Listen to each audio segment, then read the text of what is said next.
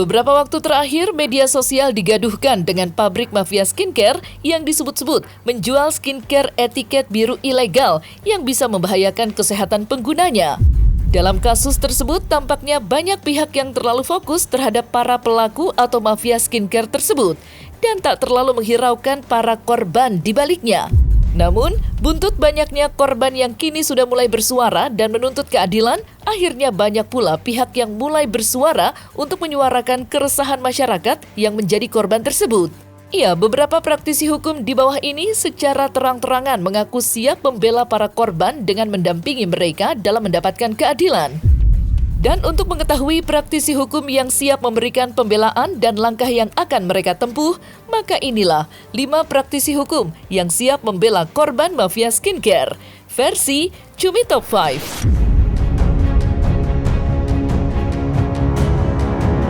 Praktisi hukum Sunan Kalijaga mengaku siap membela korban dari tindak kejahatan yang dilakukan oleh para mafia skincare.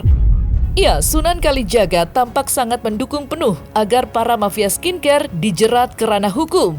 Terlebih, Sunan Kalijaga sendiri mengaku jika dirinya memiliki bukti nyata terkait tindak kejahatan yang diduga dilakukan oleh para mafia skincare yang tengah marak di tanah air. Lantas, seperti apa kesiapan Sunan Kalijaga dalam membela korban mafia skincare? Dan bukti apa yang telah dikantongi mengenai mafia skincare tersebut? Ya, logikanya gini lah ya. Saya ditawarin duit nih, Bang, mau nggak jadi pengacara mafia skincare sekian puluh miliar atau 5M lah kata. Ya, di satu sisi ini masyarakat yang dirugikan. Dapat saya pastikan saya akan berada di masyarakat. Karena saya nggak perlu uang 5 miliar saya ambil ya dari mafia skincare, lalu saya disumpahin sama mungkin ratusan ribu masyarakat yang mukanya rusak atau kulitnya jadi sakit. Ya, lebih baik saya bela mereka doain saya dapat rezeki. Itu prinsip saya dan harga mati itu. Lebih baik saya bela masyarakat yang menjadi korban, saya didoain sama mereka nggak perlu bayar saya. Ya, saya didoain aja cukup sama mereka, saya bisa dapat duit mungkin lebih dari apa yang ditawarkan oleh para mafia skincare. Gitu loh. Tapi sudah ada pengakuan dari owner pabrik, pengakuan kepada saya bahwa dia memasukkan bahan-bahan yang bisa dikatakan berbahaya, ya. Ini ada pengakuan. Oke. Dan dia di situ juga menyampaikan akibat dari ini semua, ya, pabriknya dicabut izinnya. Oke. Artinya ini nggak main-main. Pabriknya dia sampai dicabut izinnya karena ada bahan-bahan berbahaya yang diduga masuk ke dalam produk yang sekarang di tangan para pengusaha skincare, yang juga mungkin sudah dijual pada masyarakat. Praktisi hukum Agustinus Nahak secara terang-terangan mengaku siap mendampingi para korban mafia skincare untuk mendapatkan kembali hak-haknya. Ya, Agustinus menginformasikan para korban untuk menghubungi dirinya jika memang mereka menjadi korban dari tindak kejahatan para mafia skincare tersebut. Selain itu, Agustinus juga mendesak BPOM untuk turun tangan dalam kasus tersebut, lantaran peredaran skincare overclaim sudah terlampau luas beredar ke masyarakat. Lantas, seperti apa kesiapan Agustinus Nahak dalam membela para korban mafia skincare? Kalau ada masyarakat yang memang saat ini menjadi korban daripada produk-produk yang dianggap berbahaya dan merusak kulit atau wajahnya, kami siap untuk mendampingi agar mendapatkan hak-haknya sebagai korban. Karena kalau tidak, ini diantisipasi atau pemerintah tidak mengambil sikap, saya yakin sekali bahwa akan banyak korban yang nanti akan terdampak dengan urusan skincare tersebut. Kalau dalam hal ini ada pabrik skincare yang ditutup, lalu produknya beredar luas di masyarakat, makanya saya kembali lagi, kalau itu terjadi, BPOM dari cyber, kepolisian maupun dari Kementerian Kesehatan harus turun untuk melakukan review ya terhadap seluruh pengusaha skincare. Supaya apa? Supaya apakah pabrik si A ini apakah juga digunakan oleh pengusaha-pengusaha yang ada sekarang ini. Karena ini sangat berbahaya kepada masyarakat. Apalagi sudah beredar luas. Dan penggunanya kan bukan 1-2 orang, tapi ratusan ribu orang. Praktisi hukum Rasman Arif Nasution baru-baru ini menyampaikan pernyataan secara terbuka jika dirinya berada di kubu masyarakat di tengah gempuran kasus mafia skincare. Rasman mengaku siap membela para korban mafia skincare dengan mendesak kepolisian untuk menginvestigasi lebih dalam terkait kasus tersebut. Bukan tanpa sebab, menurut Rasman, kasus mafia skincare itu harus ditelisik lebih dalam, lantaran ia merasa di dalam kasus tersebut banyak pihak yang terlibat. Lantas, seperti apa bentuk pembelaan Rasman kepada para korban mafia skincare, dan langkah apa saja yang akan dilakukan oleh Rasman demi mengungkap tabir kebenaran?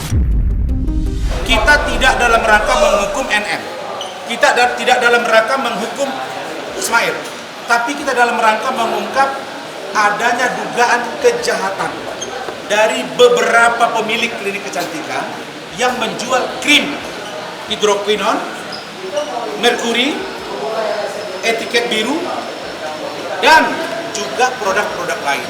Yang ini ribut antara mereka. BP pun sendiri sudah membuat pengakuan bahwa dia mengatakan sudah memanggil mereka ini. Tapi saya heran, kok BP pun belum bertindak sampai sekarang. Mereka bisa loh, saya dulu waktu nangani Medina Zain, BP POM itu memanggil dan memeriksa. Mereka punya penyidik sendiri. Kenapa tidak bergerak sampai sekarang? Itu pertanyaan seriusnya. Dan saya insya Allah bersedia bantu agar diungkap. Saya tidak mau ada orang yang korban. Kalau sejatinya 5 orang, ya 5 orang. Sebagaimana kita paham filosofi hukum kita, bukti itu harus lebih terang dari cahaya. Agar cahaya itu lebih terang lagi dengan kehadiran saya, kenapa saya tidak hadir? Kalau cahaya itu akan lebih bercahaya lagi dengan kedatangan saya dan membantu, kenapa tidak saya lakukan? Kan topik besarnya sekarang menyelamatkan dunia skincare dari dugaan penjualan produk yang berakibat kepada pelanggaran dan berisiko bagi pemakainya. Yang saya akan minta kepada NM, Anda buka suara untuk kebenaran. Jangan Anda menanggung derita sendirian. Di dalam situasi yang begini, saya tidak akan terpaku pada satu orang. Bukan karena kebencian saya kepada si A si B, tidak. Saya mau mengungkap ini, jangan ada orang yang menumpuk kekayaan dengan menjual produk abal-abal. Dan itu merugikan konsumen dan pelanggaran yang serius. Saya dukung penuh.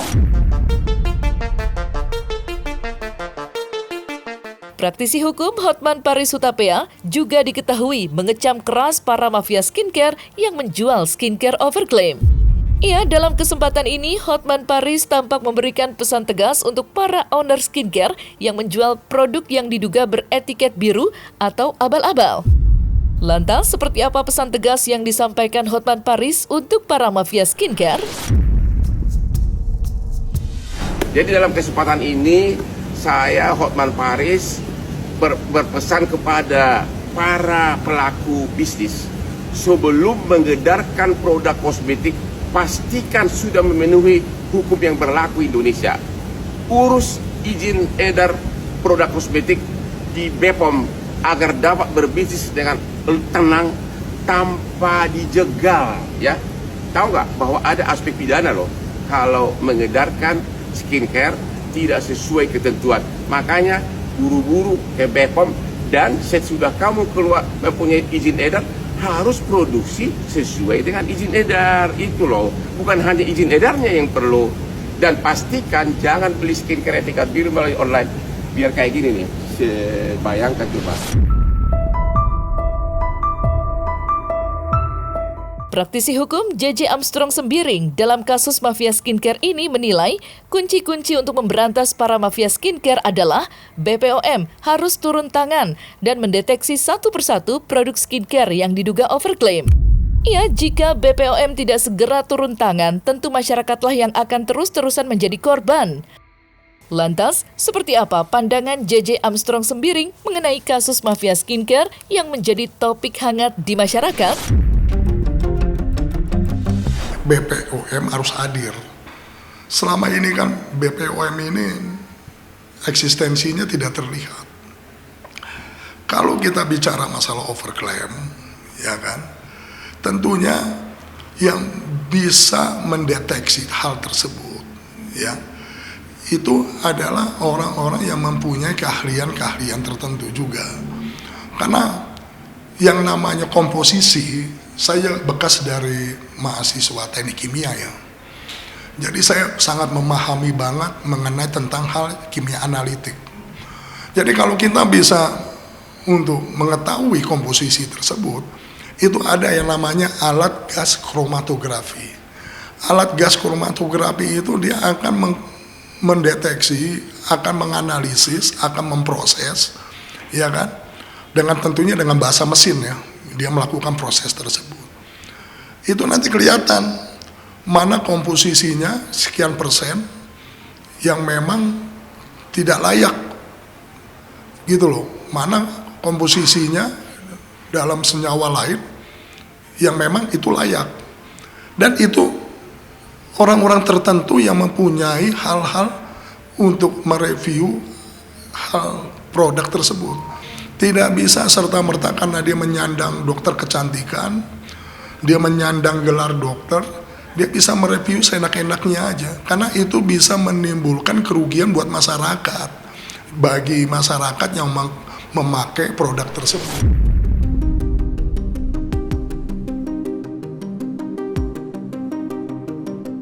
Nah, selesai sudah Cumi Lovers. Jangan lupa untuk like, subscribe, dan juga share channel YouTube Cumi Cumi.